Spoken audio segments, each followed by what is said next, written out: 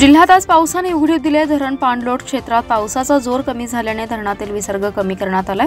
कोयनेतून सायंकाळी 22,000 आणि विसर्ग कमी करून 20,000 क्युसेकने, तर चांदोलीतून 11,500 वरून 8,675 क्युसेकने विसर्ग सुरू आहे। वाळवा आणि शिराळा तालुक्यात दिवसभर रिमझिम पावसाच्या सरी कोसळल्या। कृष्णा आणि वारणा नदीकाठी विस्तारित भागात पसरलेलं पाणी आता पुन्हा पात्रात परतू लागलंय। सांगलीतील आयर्विन पुलाची पाणी पातळी सायंकाळी 38 फूट 8 इंचावर पोहोचली। कोयना वारणा धरण पाणलोट क्षेत्रात पावसाचा जोर कमी झाला असून दोन्ही धरणातील विसर्ग कमी करण्यात आलाय। चांदोली धरणात 28.97 टीएमसी पाणीसाठा झालाय। धरणातून 8,675 क्युसेकने विसर्ग सुरू आहे। सायंकाळी 5 वाजता कोयना धरणाचे 6 वक्र दरवाजे 6 फुटांपर्यंत खाली घेण्यात आले। सांडव्यावरून विसर्ग कमी करून 30,000 क्युसेक गतीने पाणी नदी पात्रात सोडण्यात आले।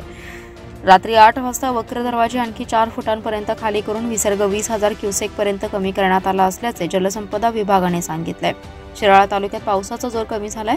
वारणा मोरणा नद्यांची पाणी पातळी कमी होतीये। तालुक्यातील 21 गावांना पुराचा फटका बसला असून अद्याप 7 पूल, 2 बंधारे आणि 12 रस्ते पाण्याखाली आहेत। 53 कुटुंबांना तसेच 1,878 पशुधन स्थलांतरित करण्यात आले।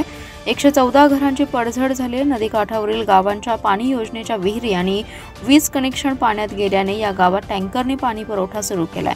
धरण क्षेत्रासह जिल्ह्यात पावसाचा जोर कमी झाल्यामुळे वारणा, कृष्णा नद्यांची पाणी पातळी कमी झाली आहे।